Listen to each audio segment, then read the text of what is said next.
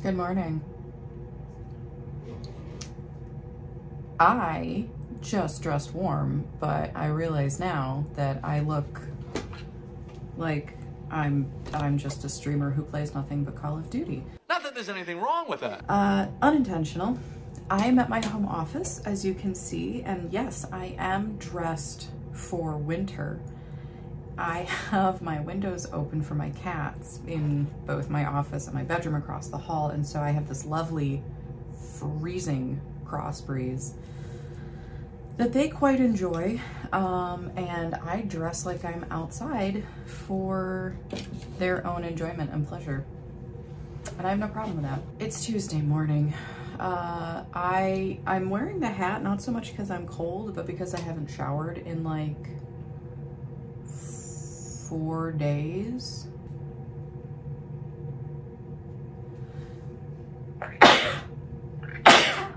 Fall allergies are the best, man. Yeah, I showered Friday night when I got home from work because, as you saw in my last vlog, I had to do a bunch of equipment moves and the stuff's been sitting around for years and it's disgusting. And thank goodness I did, because the next day the water heater went out, which I believe you also saw. We were able to get through, and I'm not taking a nice cold shower. That is not gonna happen. I will just find a way to never shower again if those are my only options. Called the water people.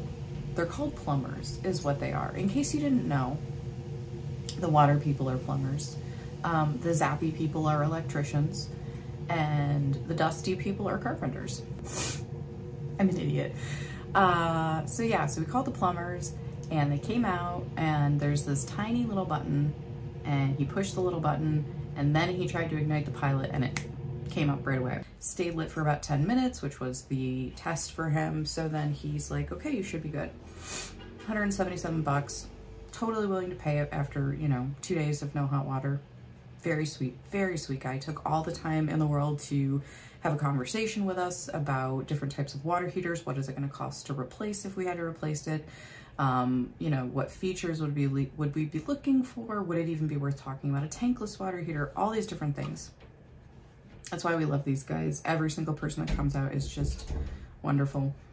6 hours later, it was lukewarm at best. So after that, whatever little remains of hot water had been in the tank from however long it had stayed lit, it was not warm anymore, so we have no more hot water. So it was $177 for the guy to come out, which again, loved it, totally willing to pay that. When we asked him how much it is to repair or to replace a water heater though, so my parents had their water heater replaced 6 years ago, and at the time they paid $800 in the unit and the labor to install it. $1,800 now. Water heaters used to be the cheapest of the big three. I call them the big three. I don't know if anybody else calls them that, but I call them the big three. Your air conditioning unit, you're talking minimum $2,000. And depending on what they have to do, if they have to do any duct work in the house, minimum $2,000. Your furnace, depending on how well your setup is already configured in the house, if you don't have to do any other changes to getting a new furnace installed, it can, on the low end, maybe start around $1,500. From what I've been told. I'm not a homeowner. I have rented an apartment, and I even got screwed over with that. So, but this is all things that I've asked my parents over the years, because even growing up, that was always one of my terrors, was something big was going to break. And we weren't going to be able to afford to fix it because my dad was self-employed and my mom was stay at home with me and my brother. So I worried about money ever since I was little. So $2,000 for your air conditioning, for central air, $1,500 probably for your furnace. The water heater was the cheaper of the threes, between $600 and $900, 900 being, pretty high on it. So, to have the water heater go up to be pretty much as an air conditioning unit, to me is just absolutely insane. It also terrifies me in the context of, have air conditioners gone up? Because my parents' air conditioner is probably quite old and in need of replacing in the next couple years. And what about the furnace? For continuity's sake, any of you out there who, you're those eagle eyes where you watch a movie show, God, am I 500 years old?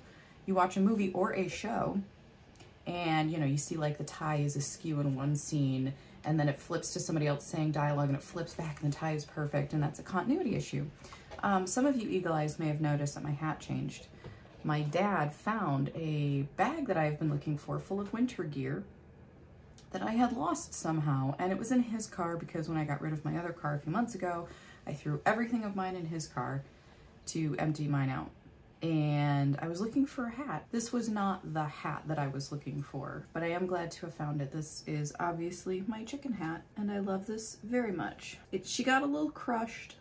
You know what? I know it's a he because it's technically a rooster, but I got a little crushed in the bag, so I need to poof it back out. I have multiple of these kinds of hats, so as the fall and winter season goes on, you will see a range of things on my head. And look at, oh, beak opens. It's even got a tongue. So we've got that going. We're gonna have to call the water people back out to maybe fix it again. The guy actually said it's almost not worth it to fix it because it'll throw out one error at a time, and then you can wait weeks for parts to come in to replace and then fix that one error. And then over $1,000 later, it throws out an error that, you know, is like, by the way, you need a new water heater, kind of an error. Plus the one that he talked about with the high voltage line tripping. He said if that keeps happening, he said that's a replace your water heater situation. He said because that specific box is like 3 months backordered across the country. We can't go 3 months without hot water, especially considering that it is the middle of October now, and in 3 months we'd be well into frozen pipe season. As you notice, I am sporting a new fever blister, which if you've seen Dimitri Martin's skit, I haven't heard anything from Dimitri Martin in years. What is that guy up to? I loved him. Fever blisters are from the herpes simplex virus, which is the same virus. Don't think I have I have herpes, but it's not like the, you know, the herpes that you think of. Chickenpox. Chickenpox is also a herpes virus. The virus travels along nerve endings, and if you remember the Dimitri Martin skit, herpes is the glitter of the disease world. You know, you think you have glitter somewhere, you clean it, you think you vacuum, you think you clean it really, really well. All of a sudden, a ray of sun hits it, boom, there's glitter. That is also herpes. What brings out my fever blisters? Sun. If I get too much sun exposure, boom, fever blister. My period, both before I get it and then after it's over, I can get fresh ones. Being sick with anything, cold, flu, anything like that, and stress. So I just think it's a miracle that most of my videos that you've seen me so far, I didn't have a fever blister, because at any one point I was having one of those 4 issues, primarily the stress, because, you know, when you have anxiety, there is no non-stress. There's just not. So anyway, that is my stressful morning. I have not gotten any new reading done in the past 4 or 5 days because you can imagine, but I am working on The Silence of the Girls by Pat Barker, and I do have a Libby in for Malice by Keigo Higashino. And I don't know if this is part of the Detective Galileo series or not, but I have loved the 2 books by him that I have read, which have been part of that series. So I don't even care if it's not the Detective Galileo. I just want a Keigo Higashino mystery again. So that's what I'm going to be trying to listen to today while I work, and try to not have an absolute freak out about an $1,800 water heater that I have to replace. So that's it. That's all I have for this morning, and I will check in with you guys later. Just a quick update. It is Tuesday night, and we had the water heater checked for the 2nd time. He just pushed the button and it lit up. So frustrating, because we've been doing the exact same thing and it would not work for us. That is the curse of having a technician of any kind, is they show up and it just works. 99 bucks later, it's working still, whereas yesterday it had stopped by this point. So that's good. That's a huge relief. but it is making us very, very nervous, and we need to price out a new water heater anyway. So we might buy it and have our normal company install it. We might buy it and see if the company that we buy it from can install for less. It's a lot. It's a lot, and $1,800 is a lot of money, but hot water is also super important. I finally, you can probably tell, I got a shower, which is great because it's been, what, 4 or 5 days since I've had a shower. And I do have an appointment tomorrow I have to get to, and I was like, it would be great if I could not look like I haven't showered in 5 days. So I don't have any reading updates other than I did start my short stories collection from Ayn Rand. I only got like 2 or 3 pages in though because work, and I can't even take like a full lunch break. I'm gonna try to continue with that, and I'm still working on The Silence of the Girls by Pat Barker, and I think that the reason that I haven't gotten any further on that is because I'm not driving to and from work this week, and that is primarily where I would listen to my audiobooks, is on the way to and from work. So I gotta try to actually like consciously make a little bit better effort to listen to my audiobooks. And I still have from Keigo Higashino, Malice, that I have to get to. I want to say that one's pretty short. I think it's like 5 hours, and that's on 1 speed, obviously, which I can't listen to anything on 1 speed, so it'll probably be closer to 4. Yeah, that's about it. All right, check in later. Hey guys. So I just got back from taking a friend to a doctor's appointment. I think I've mentioned it maybe before, that I have actually a few friends, different stages of their lives, different levels of medical conditions that are needing organ transplants. So this visit was one of those. I've had a few friends in my life who are, you know, at that stage. I had one a few years ago who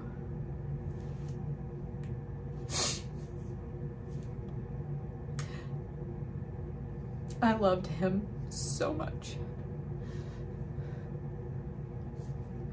He was one of those people who cared for others. That was what he did. And he was waiting for a kidney transplant. And he got real close. And some other medical conditions cropped up that disqualified him.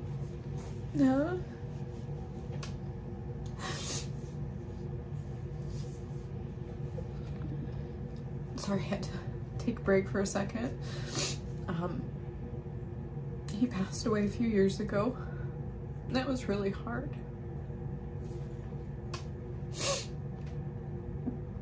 But I still have multiple friends that are in need of organ transplants, and I know part of that process, regardless of the organ, is having, you know, a support system, and very specifically having at least one, if not 2 or 3 people agree contractually to be your support system in the event of an actual transplant procedure, because after a transplant procedure, you need full-time in-home care for a certain period of time. And if you don't have that, you don't qualify, because they can't swap out a major body organ and then for, you know, 8 weeks, 12 weeks, you can't take care of yourself, and there's nobody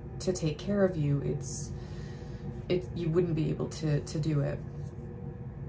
So a few of my friends are at that stage, and, you know, are starting to try to find their contractual support system. But just in general,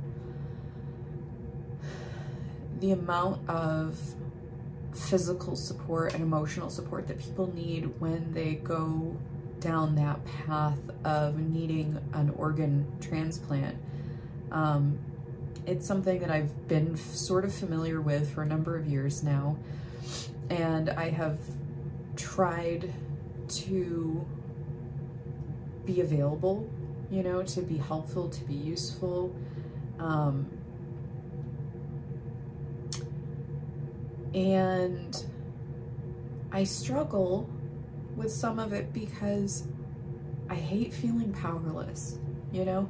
I hate feeling like I could do something more, but I don't know how, or I don't know what that thing is. And I also just hate seeing my friends who are, you know, very weakened physically because of their, you know, their organs not functioning properly. And it's, my gosh, the process to qualify for an organ transplant would be exhausting for a healthy young person. So for people who are immune compromised, who are, you know, in organ failure or close to organ failure, who are elderly, I don't know how people get through this healthcare system to get to where they need to get to. I mean, I'm amazed, but I'm also very disheartened by it. And so that's what this update is I would love if any of you guys out there, I know I've only got like 10 subscribers and my most watched video I think has like 40 views, and that's okay. But I just would like to sort of put this out there. If anybody who clicks through this video or who watches this, if you have any advice to give, you know, if you have any experience with it, if you've found friends or relatives that have any experience with organ transplant, organ failure, either from the perspective of the person who is dealing with it or from a loved one who is part of that extended support system, give me what you got. You know, if you can give me something in the comments below, even if it's just an anecdote. My uncle had this transplant and, you know, he was sick for years and this is what happened after his transplant, and he did great, or he didn't do great, or, you know, he ran into issues that he never thought about. I'm looking for info. I'm looking for direction. I want to be the best advocate for my friends, these people that mean so much to me, my chosen family. I want to be the best resource and advocate for them and support for them that I can be. And I feel like I've reached the limit of what I can be to them instinctually. And now I need to up my game. I need to learn more. And the organ transplant is, you know, it's on a spectrum. You know, there's heart transplants and liver transplants and kidney transplants and lung transplants and eye transplants. And there's so many things. And in a way, they're all very, very similar. And then obviously in ways they're very unique. But just in general, if you have any books to recommend, even fiction, you know, if it's a fictionalized tale that you felt was portrayed very accurately that I can cull something from, or nonfiction, or, you know, online resources to do research from, any anecdotes that you have, anything, I would appreciate it so much. I would appreciate so much learning more of what the process is. What do these patients go through?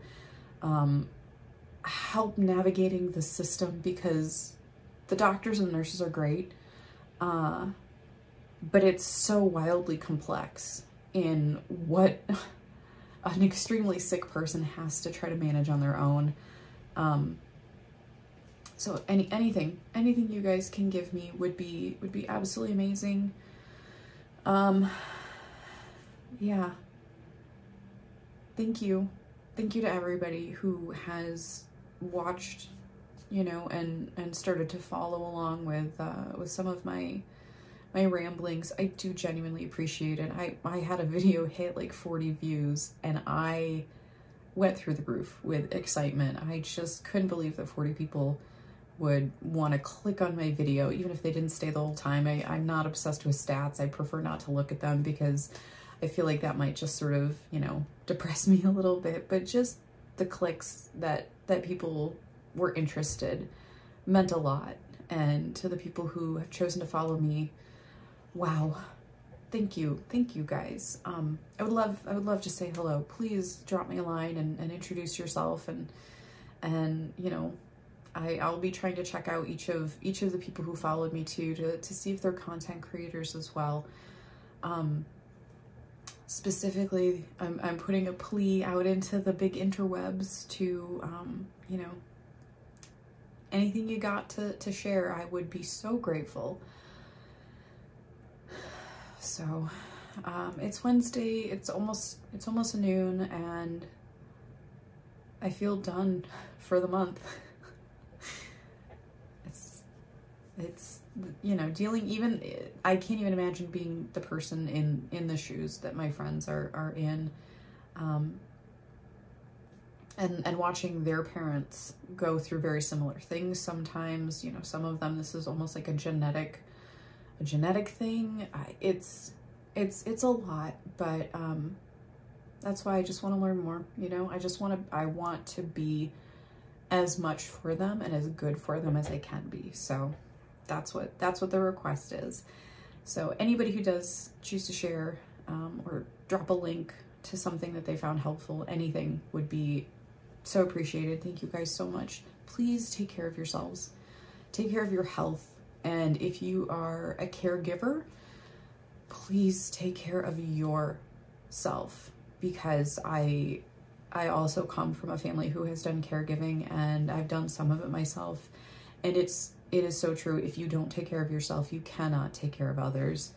And I know that that's very difficult. So to all those caregivers out there, you are incredible, and your emotions day by day are valid. Even if you don't think those are good feelings, they're valid, because everybody goes through what you're feeling at some point.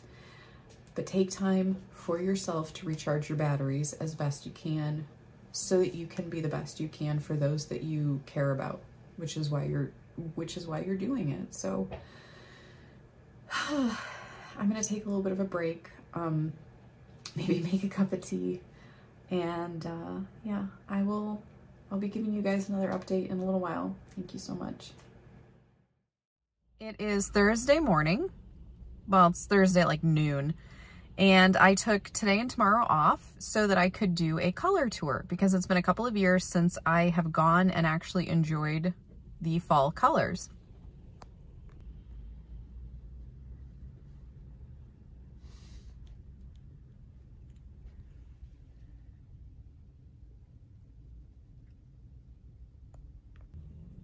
Yeah, that's snow.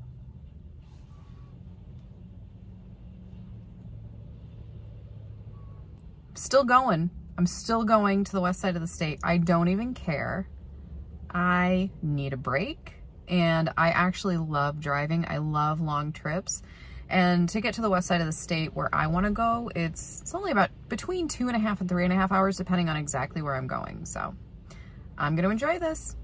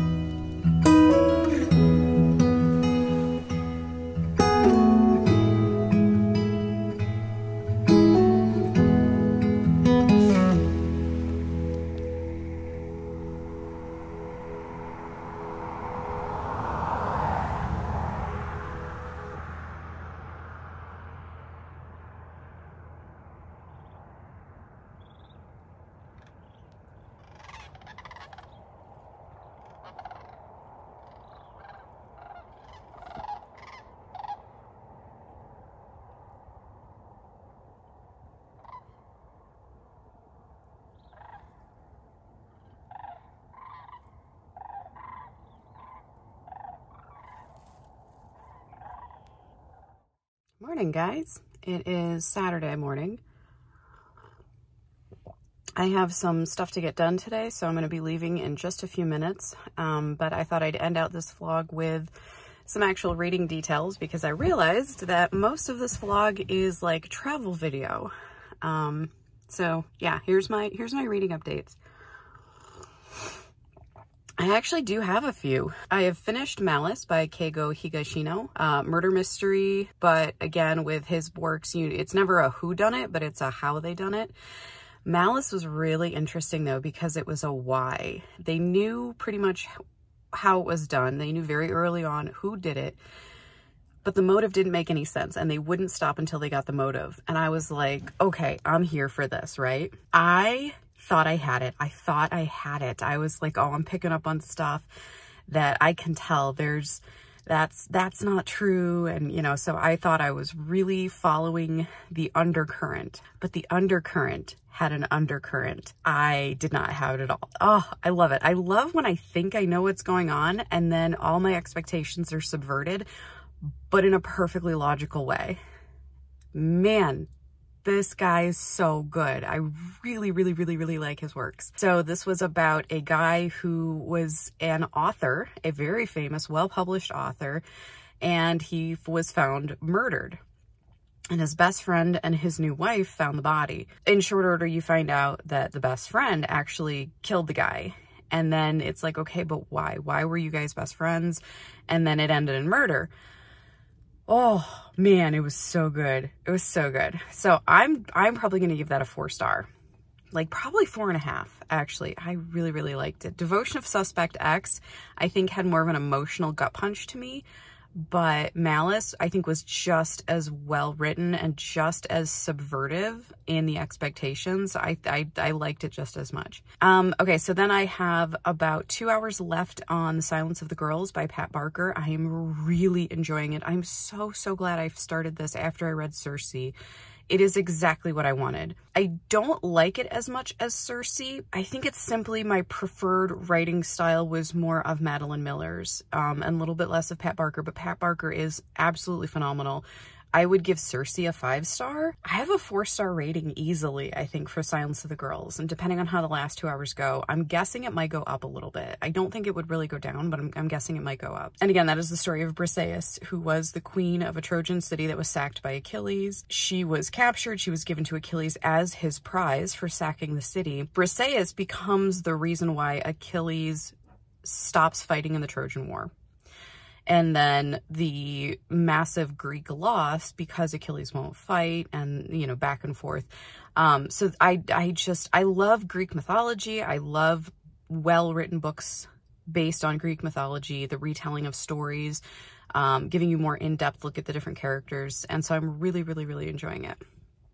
And then finally, yesterday on my color tour, I went with my mom and I asked her what audiobook she would want to read. And so we picked Agatha Christie's The Murder of Roger Ackroyd. Super excited about this. And what is cracking me up a little bit is that in The Murder of Roger Ackroyd, it's being told by a person who was at the scene of the murder, who found the body, and who is now writing down every single detail about the investigation as he assists Hercule Poirot in the investigation. And I'm like, okay, that kind of mirrors Malice in a really interesting way. And I guess The Murder of Roger Ackroyd is considered Agatha Christie's most, quote, shocking novel, which I'm excited about. And I have 19 minutes left in that. Hercule Poirot has brought everybody together at his house, all of the suspects, sat everybody down and is like, I know one of you did it. I know who did it. And tomorrow I'm going to the police. So cop to it or you're going to get found out anyway. And then it ended. And so my mom and I are going to listen to the last 19 minutes sometime today. I'm very, very, very excited about that. It's been really fun watching my mom try to figure out the murder mystery because I think I've said this before. She doesn't really enjoy reading, but she loves hearing me talk about books. And so it's been fun for her to experience an audiobook for the first time and enjoy reading and really get into it. So I'm super excited. I'm hoping to be able to get her into more things. I think I might try to get her a Libby app and signed up with our local library so she can pick up some of the audiobooks that she might be interested in, because I think she would really like that. So yeah, so that's my day. I'm having a good day so far. It's been a rough week, but the weather is beautiful. I have a feeling that the things are just going to start to improve a little bit, and I'm very happy about that. And it's a feeling, so I don't have any proof that things are going to get better, but if I wake up and I feel like I'm going to have a good day, I'm going to run with it. So other than that, I have my COVID booster this afternoon, and I plan to be flat on my butt after that, because so far every COVID shot has left me just fatigued as all get out, just wiped out. I'm planning on being really tired, but so far other than that, I haven't really had any other side effects. But we'll see with this new bivalent vaccine if, you know, maybe it kicks my butt harder, maybe it's nothing. So we'll see. But I'm excited because I am back to work 50% of the time, and I will feel much more protected if I can get my vaccine in. Other than that, I'm just going to try to get some video edited from the past couple of days and get my vlog ready for posting on Wednesday. So thank you guys so much for following me. So thank you guys for taking the time to spend a little time with me. I cannot wait to see you in my next video.